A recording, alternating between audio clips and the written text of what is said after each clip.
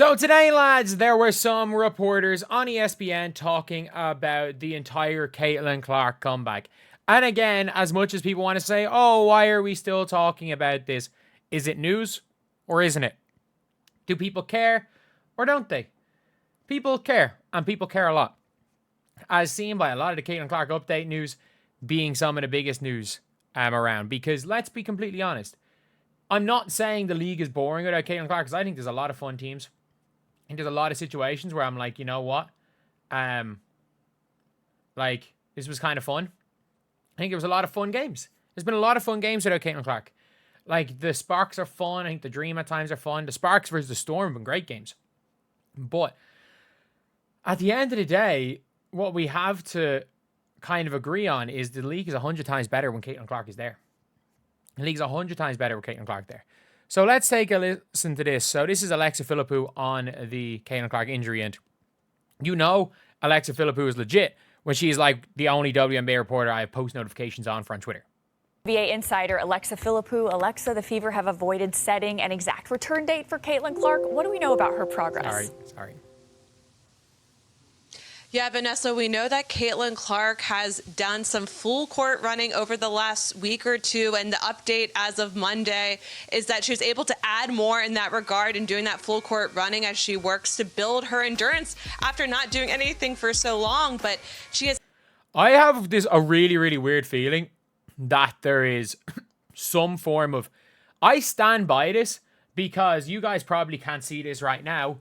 I am sitting on a cushion.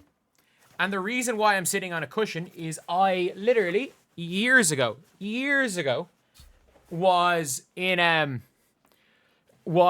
to the physio for, like, basically was going to physio for months, and it was severe groin pain. I had to get a scan, did a bunch of tests, and nothing was shown. Turned out I had a pinched nerve, and like, that does take time to recover. You have to figure out your running. I would not be surprised if it's not exactly that, but something along those lines where it's like, okay, it's something wrong with the way she's running. It's something wrong like that it's kind of putting too much pressure, or again, maybe she's overcompensating somewhere else and it pinched a nerve, or it's kind of putting too much pressure on her groin. Like, it mightn't be an actual groin injury. And the sitting down on like a cushion means they're trying not to essentially put her in a position where, like, it's kind of keep putting any pressure on her groin when she's sitting down. Like, I have a feeling that it's not a groin strain that Caitlin Clark has. And I think that's probably why we have no idea, because there's no way they would have came out after the scan. There was no way it was like she got injured on Tuesday and she got a scan and there was still talk about her playing the All-Star game on Saturday. There was still talk about her doing a three-point contest on Friday. There was still talk about her potentially playing the Liberty game on Wednesday when she got hurt on the Tuesday. There was still talk about that, and she was questionable. And that was after she got the scan. So I wouldn't be surprised the scan showed nothing, but there's still pain. They're still trying to work her back up. And that could be a case. And if that's the case, we haven't a clue when Caitlin's going to be back, because the Fever might not have any idea when she's going to be back. Is still not returned to practice. She has still not returned to any sort of team activities yet. And I think with her being out for so long at this point, you also have to expect that the ramp-up period for her to get back on the court is going to take longer as well.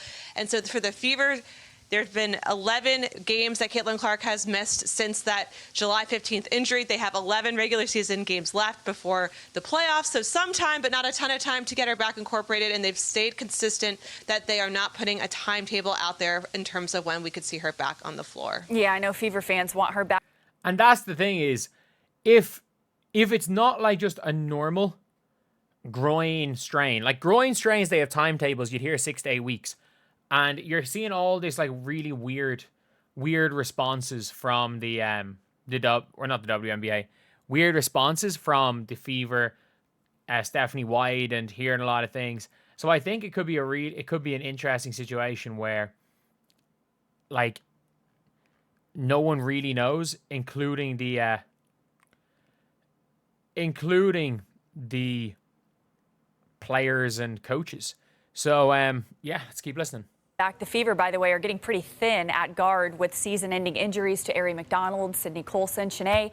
At what point does Indy get anxious kind of about the return to Clark's lineup, Yeah, I think they're probably getting a little nervous right now, but the good news is that we're sort of seeing a little bit of like the tiredness. I was at the Sparks game recently, and all the players were like, it's been a long season. Again, a record number, 44 games that they're having to play.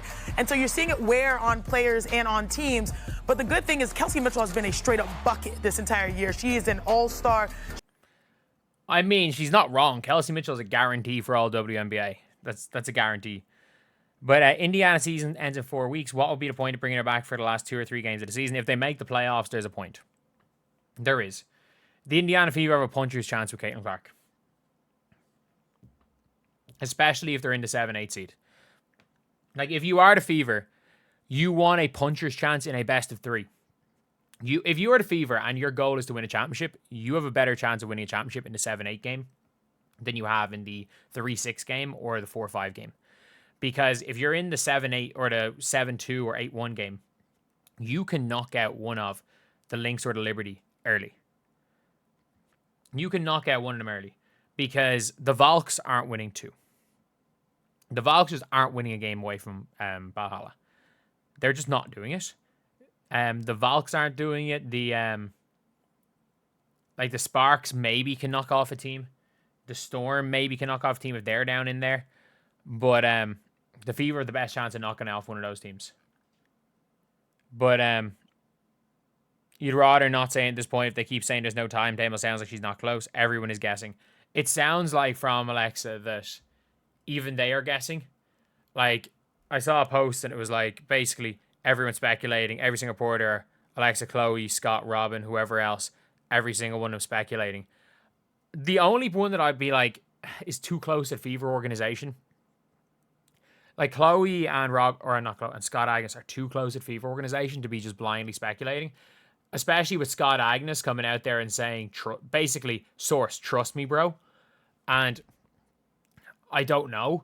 Like, if he turns out to be wrong with this and the source, trust me, bro, then we know there's no point believing him in the future. But up to this point, I don't think there's a reason why we shouldn't believe him.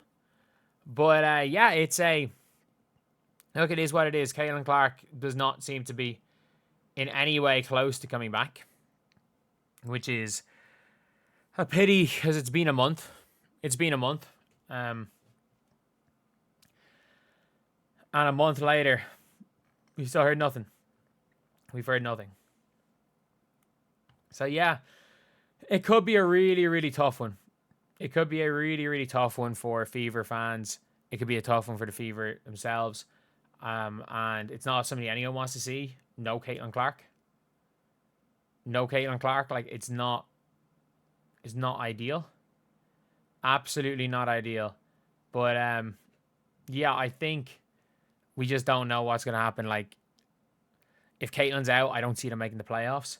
Like, they've got to win 4 more games. Realistically, they got to win 4 more games the rest of the year to make the playoffs. And they've got 11 to go, so they got to go 4-7 through their last games. And I just don't see it happening. I don't see it happening. They face the Sun, and that's their only easy game left. That's their only, like, gimme game left. They don't play the Wings again. They don't play the Sky again. Oh, they play the Sky again. They might beat the Sky last game of the season. Who knows? You never know. But, like, they play... I don't think they're going to beat the Mercury without her again. I don't think they're going to beat the Storm, who need to win as bad as they do. I don't think they're going to beat the Sparks. The Sparks match up too well to them. I'm not sure they beat the Valks. And I don't think they beat the Lynx once. I think they get swept by the Lynx. So it could be a really tricky one. But anyway, yeah. That is the video. I'll see you guys.